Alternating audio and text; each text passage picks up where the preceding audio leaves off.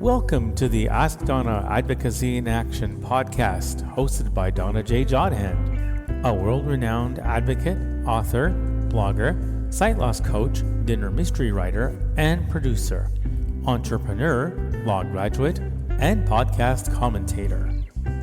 Drawing on her vast experience, Donna is here to guide you through the world of advocacy, showing you how to be an effective and powerful advocate in your everyday life. In this podcast, you'll learn what advocacy truly means, how it's used, why it's essential, who uses it, and when to apply it, whether for simple tasks or major challenges. Advocacy is not for the faint of heart, but is something that everyone can practice.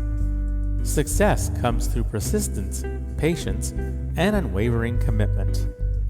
Tune in and discover how to make advocacy part of your daily life.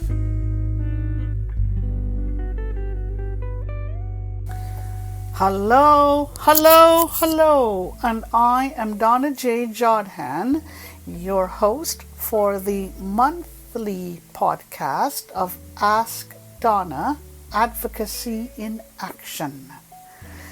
We started this new version of Ask Donna in January of 2025, and so far I am extremely pleased to announce that my listenership and readership has gone up extensively, and I want to thank everybody for their support, their thoughts, their suggestions, their comments, and their feedback. Thank you, everybody, and thank you to my little brother Michael in Montreal. Michael, thank you so much for continuing to walk the walk with me, to support me. Whenever I have doubts, whenever I have questions, you're always there to help me.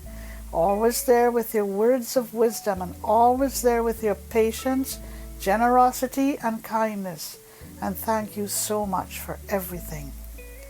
It is the month of March, and folks, I can only say that advocacy has become more and more important since we have a new president in the United States.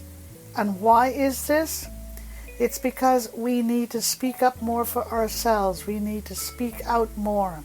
We need to come together. We need to unify. We need to tell the world that yes, we are here. We matter as persons with disabilities, as persons who are seniors, as persons who are marginalized. We need each other. And no time like the present for us to start doing it in a more committed and a more affirmative way. And this is my contribution to you for the month of March. So folks, let's just start off on a very light note, okay? Let me start with my Etsy announcement, and I say that this is all part of advocacy. Why is this part of advocacy? Because I am using my pottery piece by piece to encourage and motivate others to create and imagine. And all funds from my Etsy pottery goes towards creating camps for kids, creating workshops for parents and teachers. All right? So this is what my pottery is all about. Okay? You can go to www.etsy.com/shop/blindlybrilliant, and there you will get a good look at what my initiative is all about. And I urge you to stay tuned for my Transitioning to a New World initiative, TNW, all part of my advocacy efforts. You can also look at my pottery at www.accesspark.shop. That's ACCESSPARK.shop. And finally, to reach me, please do not hesitate to engage with me. Reach out to me at Donna Jodhan donnajodhan@gmail.com. That's DONNAJODHAN @gmail.com, or to me at askdonnaonblindlife@gmail.com. That's AskDonnaBlindlife.com. Okay, so it's askdonnaonblindlife@gmail.com. Okay, all right, so the month of March. Here we are, getting ready to leave winter behind us. It's been a really, really horrible winter, really. I'm not sure what word I need to use for it, but it's not been a very pleasant winter for many of us. On the other hand, you do the best and you say, winter is not going to go away until it is ready to go away. All right? So, we are getting ready to leave winter. We are now getting ready to welcome spring. All right? And I want to share my philosophy with you, my quote with you. It is this: advocacy has no color, no shape, no size.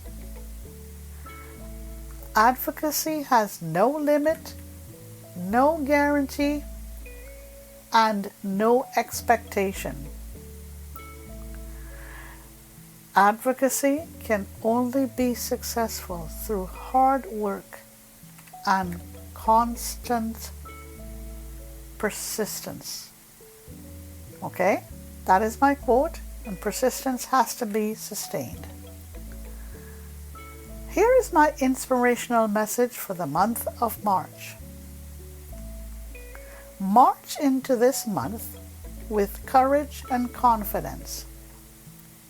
Just as nature begins to bloom, let this be your season to grow.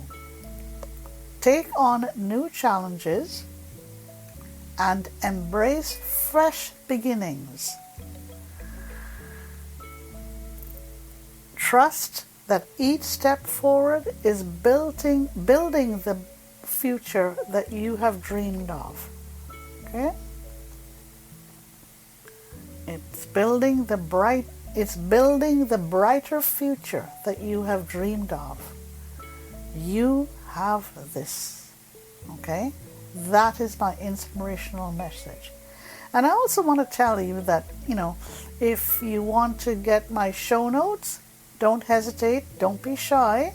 Write to me at donnajodhan@gmail.com or to me at askdonnaonblindlife@gmail.com. Okay, advocacy in action. And I'm saying to you, it is become vitally important that we, not just in Canada, not just in the United States, not just in Canada and the United States, but around the world, we need to come together. Strength lies in numbers. So let's put on our marching boots and let's get going. All right? What is advocacy all about? Advocacy is exactly what I am doing here in my podcasts. We need to speak up, okay? And we need to speak out. Speaking up and speaking out are almost synonymous. We speak up when there is something to speak up about that is important to us, not just us, but individuals around us. We speak out on issues that are going to affect our lives. Speaking up and speaking out. We engage with others to build our database or build our base of supporters, of those who are willing to commit, of workers, of volunteers. We communicate. We have to be more explicit in the way we communicate with others. Communicate. and we have to reach out, whether it's through emails, whether it's through social media, whether it's face-to-face, whether it's virtually. We got to do all of this, and this is what advocacy is all about. Who gets involved in advocacy? Anyone can get involved in advocacy. Any age can get involved in advocacy. From the youngest child, a 3-year-old child can get involved in advocacy in their own little way. The high school student who wants to help make a difference, who wants to help make a better world for himself, herself, and their peers, who wants to ensure that there is less bullying in high school. The college or university student who wants to advocate more for exams to be made more accessible in alternative formats, and online exam systems are more accessible and usable.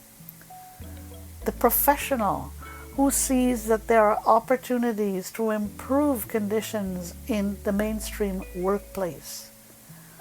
The unemployed person who wants to advocate for more programs so that the unemployed can become the employed. Okay? The mom who wants to advocate not just for herself but for her children. Dad who wants to do the same for their children. The single parent who wants to advocate for a better life, a better future, and better opportunities for herself and her children, and to help her as a single parent to really develop in this very, very challenging world. The semi-retiree who knows that one day soon they are going to be retired. So now they are going to start advocating for programs for retirees. And the retiree, the one who is now retired and wants to do all kinds of things, wants to stay active, wants to advocate for different things that they see can be improved. And the seniors advocating for themselves for better living care in the long-term disability homes, not disability homes, but the long-term care homes. Seniors who want to advocate for their children, their grandchildren, and why not? And the person with a disability. The work is never over for an advocate who has a disability. It is never over. We're always out there looking for ways to make a better future, to make it better than possible for kids of the future. All right? And why is advocacy necessary? You want advocacy in action so that you can raise issues, raise awareness, to train others, to campaign for issues that are important, to petition in a very constructive and professional way, and to help change existing situations in order to improve them and to create something new. So you're not only changing, you are creating. And how do you get involved in advocacy? You can do it on your own, which sometimes is pretty lonely. I can tell you all about that. When I started my charter challenge against the Canadian government several years ago, it was very lonely. I spent many nights crying myself to sleep and asking Jesus to guide me, to tell me, am I doing the right thing? But you know what? I did it with others after a while.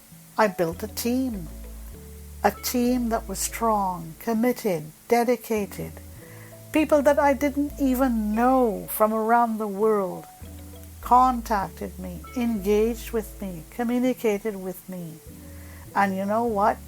I have a special, special place in my heart for such folks as Robin East, the late John Ray, Charlene Ayotte, Chris Stark, Susan Pinder. There's so many others. John Rafferty, the past CEO of the CNIB, Angela Bonfanti, the present CEO of the CNIB, the Alliance for Equality of Blind Canadians, who stood heads and shoulders behind me and with me. This is what advocacy is all about. You can do it with groups.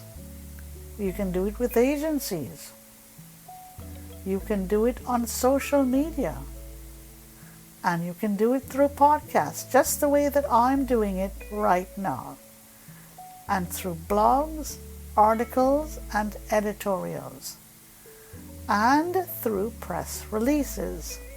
Just ask Aaron de Blasey about those wonderful press releases that he helps me to write. It's all about advocacy. And through interviews, like the ones that I've had with Dr. Kirk Adams, with Bob Branco, with Curtis Jackson, with others that I have had the privilege and pleasure of doing advocacy with, and with Ryan Fleury, my good friend out in British Columbia. And through round tables, very important. At conferences, don't forget those conferences. And I also want to make special mention of two very good friends of mine in Montreal, Leo Bissonnette. Leo and I go way back as youngsters, and we are still very good friends advocating for the good cause, advocating for the kids of the future. And one of my newest friends, Dennis Boudreau. Hello, Dennis, and thank you very much for all that you are helping me to do. It's all about fighting the good fight. We can also do it through town halls, and I thank Elections Canada for having given us this opportunity to run town halls over the years, and for all the different town halls that I have been part of in trying to build team spirit, trying to build a consumer advocacy group. Okay? When do you get involved in advocacy? When it affects you directly and when it affects others that you care about, right? So if there's an issue that really affects you directly, I don't know, something like you want to go ice skating regularly, but the city is giving you a bit of a difficult time, that's when you advocate. That's when I have advocated. And you advocate for those who you care about, like the kids of the future. When you have a concern or a passion, when you have a dream or an interest. Okay? This is what advocacy is all about. You got to learn to pick your battle. Which one do you think is most achievable to you? Which one most excites or interests you?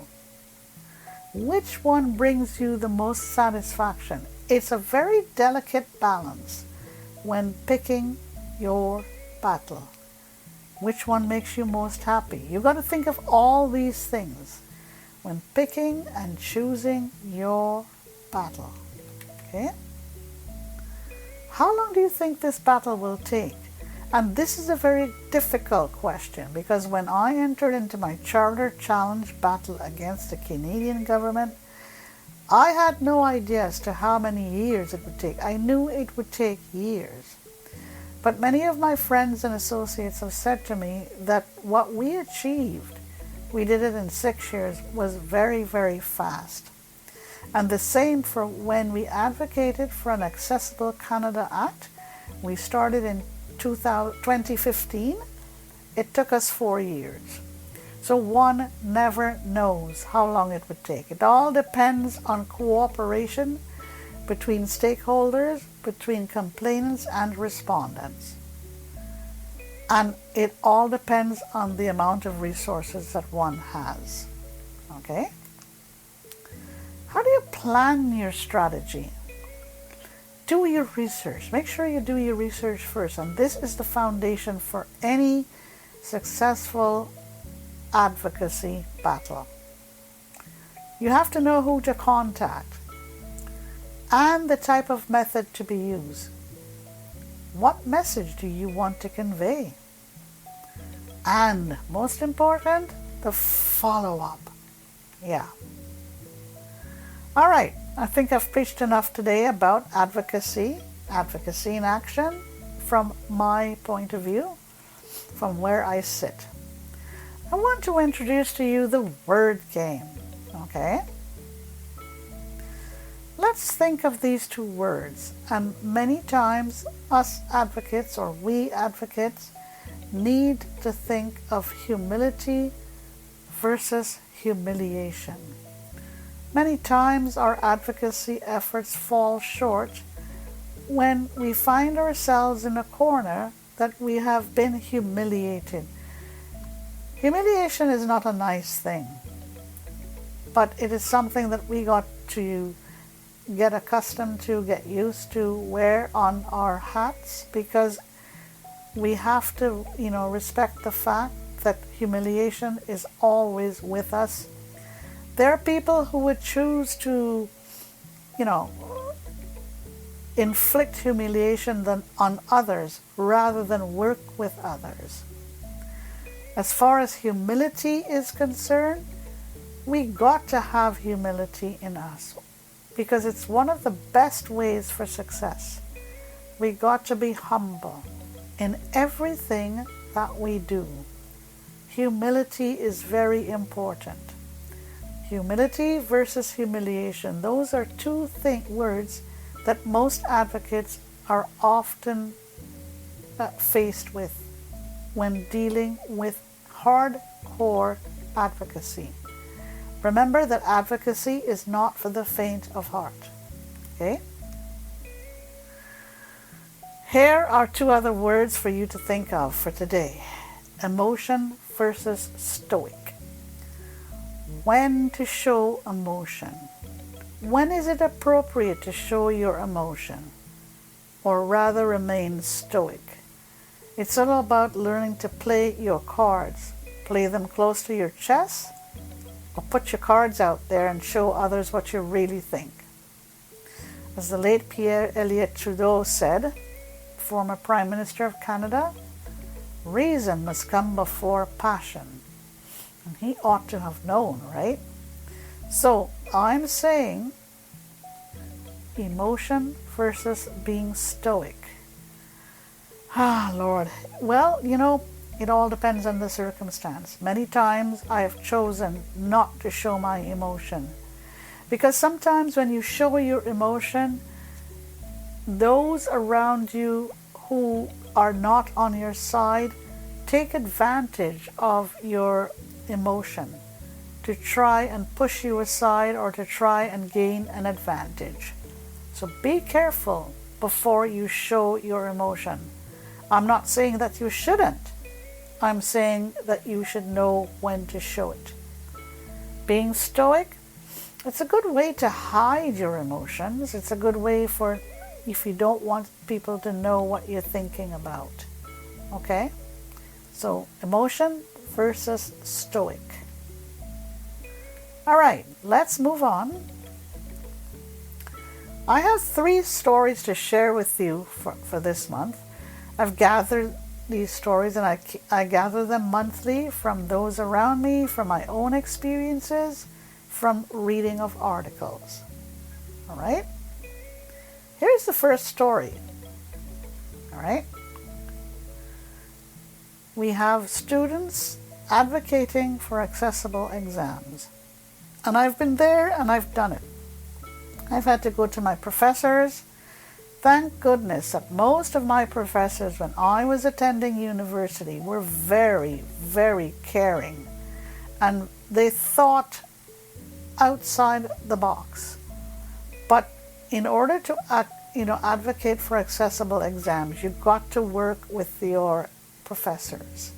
And if necessary, take it to the special needs offices at universities Take it to the principals at high schools. Make sure that you engage with others. Okay? All right. This story has to do with a student at university who wanted to ensure that their math exam was accessible. So they went to their professor and they talked to their professor, told them that, the way they do their exams, how could they work together? And the result was a successful one. Okay? Celine had decided to advocate in order to make her exams usable and accessible. She wanted to be able to write her exams online like any other student. She first went to her professors. Next, she visited the dean of students. And then she went to the office for persons with special needs. So Celine really, traveled this road of advocacy. She started from the bottom and worked her way up. Celine did not give up, and she also went to the Students' Association. And finally, she wrote letters to the chancellor of her college, a very courageous step for this young lady. Okay? All right. What is advocacy in this case? Advocacy is all about Celine's efforts, where she started from her, professors and worked her way upwards. Okay? Who gets involved in advocacy? Celine did. And she also managed to get others to come along with her. Why is advocacy necessary in this case? Because Celine wanted to ensure that her online exams were accessible and usable. How to get involved in advocacy? Just like Celine did. She took the bull by the horns and she decided to start with her professors and worked her way up. And when to get involved in advocacy? When there is a need. And in Celine's case, she wanted to make her exams more accessible and usable. Here's my second story for the month. All right. A player advocating to be on a school team. And here's the story. Ryan was excluded from his school's quiz team. He was told that he could not be included because he was dyslexic. But Ryan was one of the top students in his class, so how could this be? He's one of the top students in his class. He is dyslexic, but he does not let his dyslexia hold him back. Ryan started by speaking first to his home teacher. And the home teacher discussed this with other teachers. All of the teachers wanted Ryan to be on the team. And Ryan enlisted the support of his classmates. Most of them supported Ryan, but of course, there were two vocal students or classmates who did not support Ryan's efforts. Ryan and his classmates worked very hard to change the opinions of these two standouts. Not standouts, but these two holdouts. Okay? But reluctantly, after much effort, they did change their minds. Okay? So, what is advocacy in this case? Advocacy is Ryan advocating to be on his school's quiz team despite being dyslexic. Who gets involved in advocacy? Ryan started the ball rolling. Then he enlisted the help of his home teacher and the home teacher enlisted the help of their fellow teachers. And then Ryan went to his classmates, and on he went. Why is advocacy necessary in this case? Because Ryan wanted to be on his school's quiz team. He was one of the top students, he was dyslexic, and he was determined that this was not going to hold him back. How to get involved in advocacy? Once again, through engaging and through communicating with others around you. And when to get involved in advocacy? When the issue directly affects you. And in this case, this issue directly affected young Ryan. And for my third story of the month, okay? Number 3, a retiree advocating for library services. And here's the story. Okay, Paul was being denied library services because he was told that he was too old to receive library services. Terrible, terrible. At first, Paul did not know what to do. He discussed this with his wife and kids. His wife told him to forget about it, that she would read to him and she would get his books for him and all that stuff. His kids, on the other hand, wanted him, Dad, Paul, to fight for his rights to equal library services. They helped him to write letters to his local counselor. And they even posted stories about his dad being denied library services on social media, on Facebook, on Twitter, and they wrote blogs, everything. Paul and his kids gained social media support, and they created a petition on Facebook and asked persons to sign it.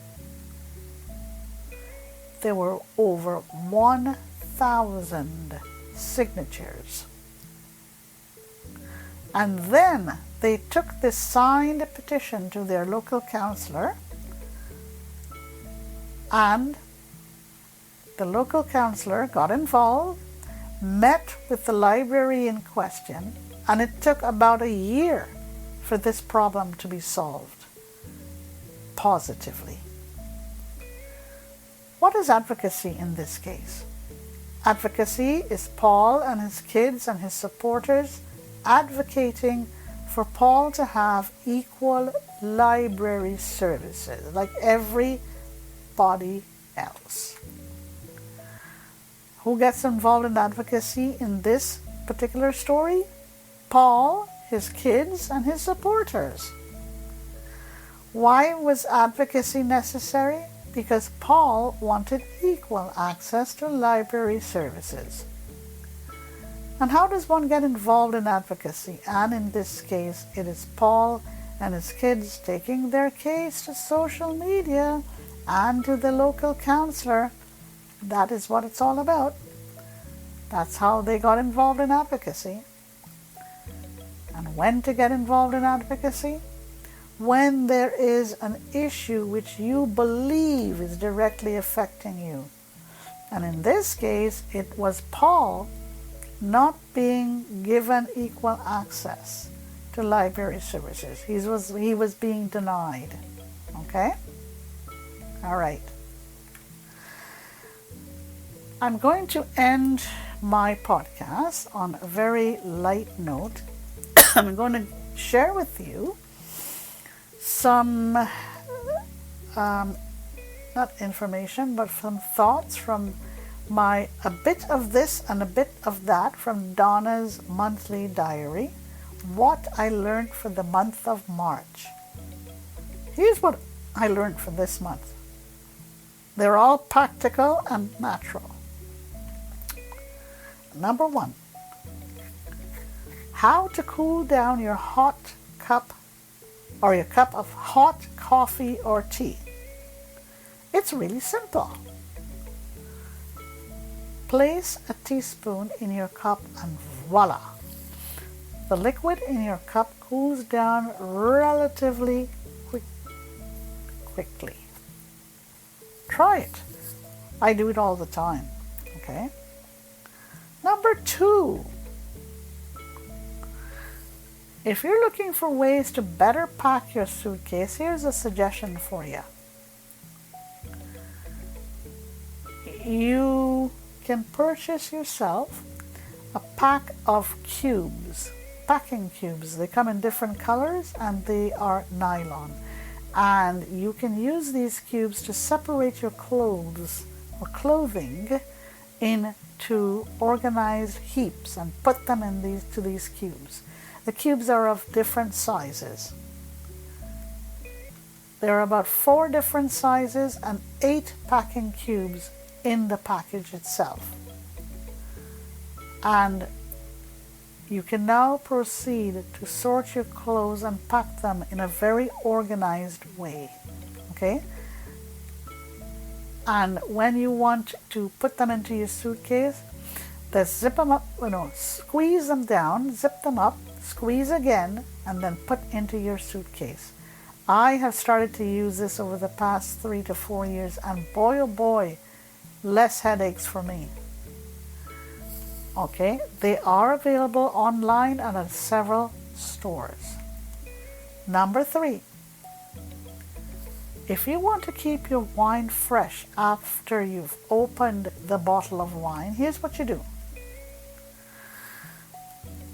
When or after you have opened the bottle and poured out the desired amount of wine, recork it and put it to lie down in the fridge, either in the fridge or in a cupboard in a dark corner of the cupboard. Okay? Number 4. If you want to make sure that you do not overeat, here's a suggestion for you. Here's a quick tip. Drink an 8-ounce glass about half of an hour before you eat. I'm telling you, it works. It works like a charm. Okay? An 8-ounce glass of water, half hour before you eat. Number 5. Here's some interesting trivia about cats. For whereas many of us believe that cats love bowls of milk, it's not really true, eh? And if we believe that it is good for them, in truth and in fact, cats are lactose intolerant. Yes, indeed. So those nice cool bowls of milk or warm bowls of milk for kitty, not good for them. They're lactose intolerant. Okay? Number 6. If you're trying to make crackling with your pork, here's what you do. Rub the skin of the pork with a bit of oil before you pop it into the oven for baking. Okay? Number 7. Here are some practical and natural ingredients for a bloated or upset stomach. Make a tea out of any of the following ingredients: ginger, garlic, or lemon. Okay? You can combine all 3 if you want, or you can have a pure ginger tea or pure garlic tea, which may not be that pleasant taste-wise, or lemon. All right? Try it. I've tried it. This is why I am suggesting it. Okay? Number 8. There are 2 very practical and logical tips for old versus new. It's probably best not to sew a new patch onto an old garment. And why?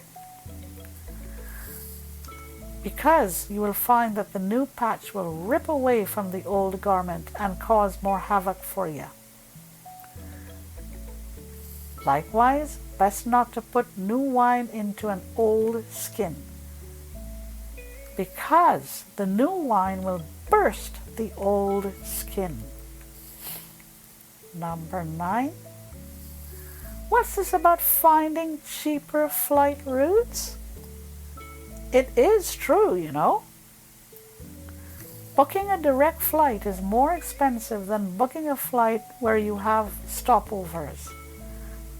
I am guilty of having or booking direct flights. I just don't like the hassle of getting off the plane, collecting my luggage and then back on the plane again. But I will tell you that booking direct flights is more expensive than booking flights or indirect flights. Number 10. What's this about the benefits of using self? Here goes. Okay. If you want to extract the bad stuff out of boils and bruises and blisters, boils, bruises, and blisters, this is what you do. Put some salve on the offending spot. You know what salve is. You can get it in any pharmacy. Place a bandage over it. So first you put some salve over the offending spot. Place a bandage over it. And then remove the bandage in a few hours. Voila! Much, much better. Okay? Right. Time to end my podcast for the month of March. Thank you very much, everyone, for listening in. If you'd like to receive a copy of my show notes, write to me at donnajodhan@gmail.com or Ask Donna on Blind Live at gmail.com. Don't be shy. Engage with me. Communicate with me. Let's do something positive. Let's make it better than possible for our kids of the future and for our seniors and persons with disabilities. Thank you, everybody. Have a great rest of the day, a great rest of the week, a great rest of the month. Take care and stay safe. Thank you so much for tuning into this episode of Ask Donna, Advocacy in Action. Donna truly appreciates your time and support. Remember, your thoughts, comments, and feedback are always welcome. Just send them over to donnajodhan@gmail.com. Remember, together we can keep making a difference. Until next time, stay safe, stay strong, and keep advocating.